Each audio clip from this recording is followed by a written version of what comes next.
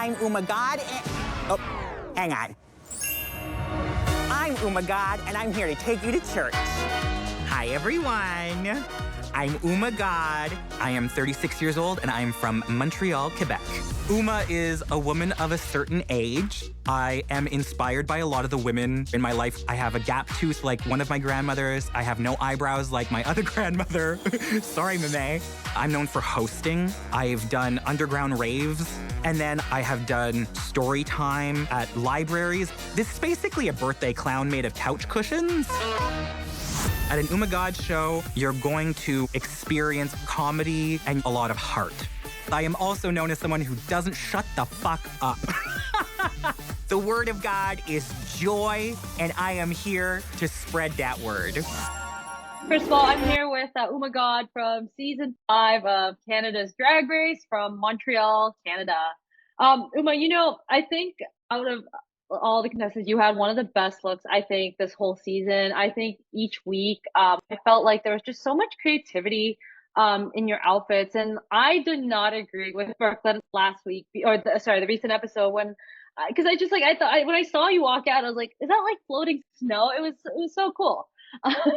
So I'm just kind of curious, like, where does your creativity come from? I'm not usually like a designer or anything like that. So anything you saw on the runway was always like I created it with the designers. I either came in with some ideas and then they helped to make it all concrete, or I kind of said to them, I was like, you know the world that Uma lives in. What do you think would happen in this scenario? And they would come with me, come to me with ideas, and then we would create together. So like anything that you saw on the runway was a group effort, and I couldn't have done it without my amazing designers. So I definitely want to give them some love. But just, you know, in general, I don't know. I've always been a little bit of a weirdo. I love being the center of attention, and what better way to do it than by making people laugh or telling them something that they never would have expected. So that's kind of always where I've come from. I just always wanted to pique some interest. I don't know if it's maybe the undiagnosed ADHD, but I also just like to try new things and go different directions and keep things interesting. So it all comes together in a beautiful, glorious, godlike package. It's definitely interesting. It kept me on my toes each week. Like, what is Uma Gahd going to come up with this week, you know?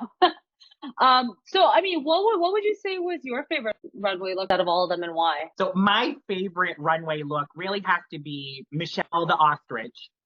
Because like I said in the show, that was a costume that I had bought when I was auditioning for season 1. And I got very, very close to being cast. And so I had this, like, as I'm going to do it, this is the one that's going to blow everyone away. And then when I wasn't cast, I said, okay, I bought it to blow everyone away on Canada's Drag Race. That's when it's going to happen. So I haven't worn it except to be on the show. So getting to do that was like the culmination of the years and years of my auditions and my hard work and like the heartbreak that goes on with that. And now this giant triumph. So it meant so much, but also it was created by a drag queen here in Montreal named Monsieur Michel. And he created that ostrich 25 years ago. So wearing that on the stage was me representing our local drag scene.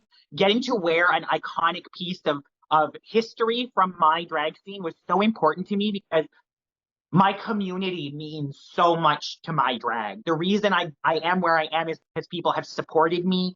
Artists have been there to exchange with me. And so bringing that ostrich on that stage was not just about me. It was also about all of the people that helped get me there. And that's why it meant so much to me. Also, it just looked so cool. It was so gag worthy. I was like gagged when I saw it walk out. What is that? I loved it. I mean, you know, it's just like there's so many, I feel like, layers behind Uma Gahd. Can you tell us a little bit about where your name comes from? The story that Uma usually gives is that when she walks into a room, everyone says, "Oh my God!" So that must be her name. Oh. But in reality, I was hanging out with my best friend one day, and I was really, really hungry and whining the way that I usually do. And I said, "I'm so hungry. Oh my God." And I went, "That's it." So that really, Magic. it comes from being hungry and whining, which are two of my larger personality traits. No, I love that. Oh my God, I love it. So, I want to kind of talk about the episode. Looking back at the recent episode and taking a look back at like actually Snatch Game, what were your thoughts like looking back at it now? It was the same as I felt in that moment. Brooke was wrong. We actually did a really good job. Uh, Minnie Wang was charming and so comfortable in that character and so great. Helena and Perla definitely deserved a lot more like love and applause for their performances because they were so in it. They were so so good, and I wanted them to know. So like my untucked time was mostly spent me aggressively telling everyone that I love them and that they deserve better. Yeah, I don't think it was the worst one either. I was like, but I do have to ask though because I think it got cut off. What was your second choice? We heard your. I think it cut off before we got to hear who your second option was. Out of curiosity. So my second option was Jane Lynch, who Oh, many people might okay. know. Many people might know her as Sue Sylvester from Glee.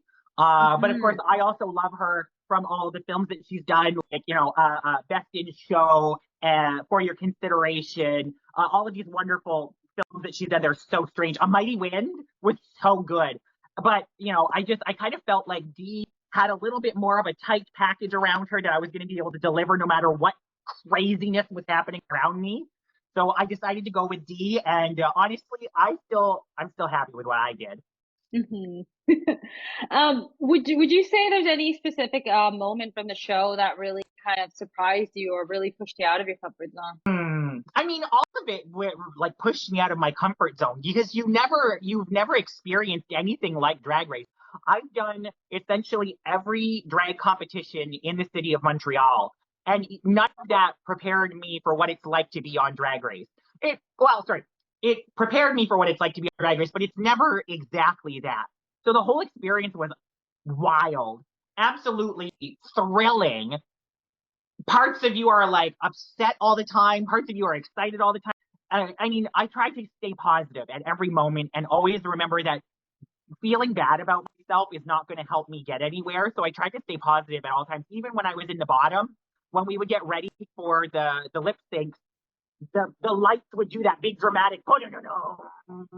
And I would be up there, I would be staring at the lights like, wow, this is so cool. I get to be here for a place where the lights go, no, no, no, no.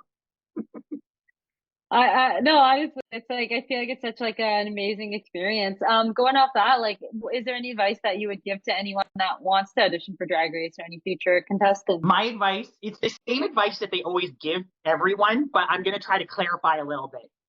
Be yourself.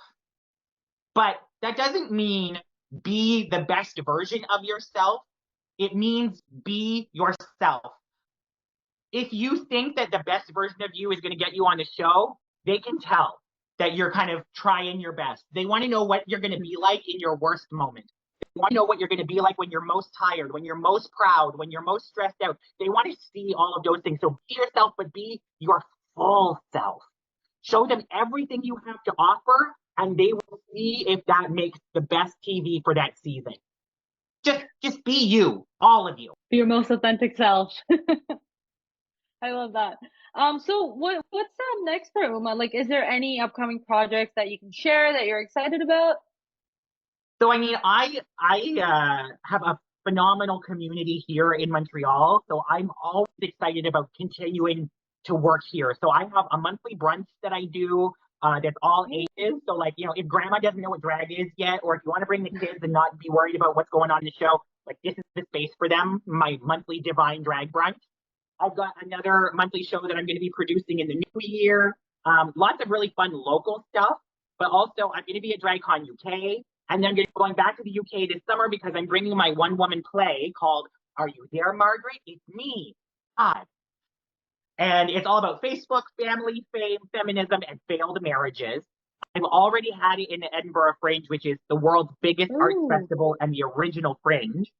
And I had a sold out night the last time that I was there. So this year, I'm hoping for even more bums in the seats, getting to share my love for theater because that's where I started in drag, was in the Fringe Festival. So I want to bring my play out to the world.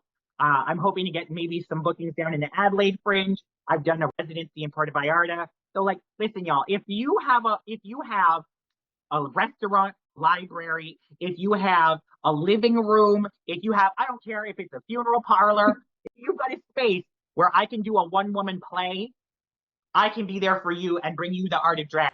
So like, that's what I want to do, is just keep doing what I'm already doing, but bigger and better and more often. Honestly, I love that. Like, congrats, by the way. I mean, I feel like that'd be such an amazing show to watch. So I'm really excited for you. And I wish we got to see more comedy challenges. I mean, it's like took so long to do something comedy related, and I wish we got to see more of that. So I do, hopefully you do get out and continue doing these shows. Before we kind of wrap up, Uma, I do want to ask, here we're all about going the extra mile. I know you kind of talked about a little bit. How do you go the extra mile, whether that be in your drag or just in your personal life? I think that the extra mile, well, so there's two things. In this past episode, everyone was talking about showing how passionate you are. And, for TV, they always want your passion to be out there and big and extravagant and showy and loud. My passion for drag, I am a lazy person. I would much rather be in bed at any given moment. So my passion might not be big and loud. Me showing my passion is me showing up every day on time with a smile on my face and bringing you the best drag that I possibly can. Committed to the bit, doing the damn thing. That's my passion for drag. And it might look different than what some other people are doing, but it's there. So like, that's already an extra mile for me, but the real extra is finding joy. Everywhere I go, even when the shows are rough, even when the audience doesn't get it, even when I'm eliminated from, an internationally viewed drag competition, find the joy. Because drag can be joyful. I want the Drag Race fans to know that joy is a part of what we do. Celebrating is a part of what we do. And so taking the effort, because if you're going to put the effort in to be like a shady drag queen or whatever, you can take that same effort and be an uplifting, celebratory drag queen. You can do that too. So the extra mile for me is go out into the world, find joy, show care, show kindness, and just make the world a better place. Because it's a scary place out there right now. Whether you're a drag artist, a trans person, queer, a person of color, a disabled person, any of those, it's a scary place right now. So we need more joy. Take all that effort that you were putting into being the best and put it into showing people how we can be best. I love that. I think we're really gonna miss you bringing a little joy to us every week. But I know there's going to be some big future project for you in the future. So thank you again, Uma, so much. And can't wait to see what's next for you. I can't wait to see, hopefully, on another Drag Race franchise. Listen, you know what? UK versus the world. I love the UK. Give me a little ringy ding ding. She's available. Thank you so much for having me.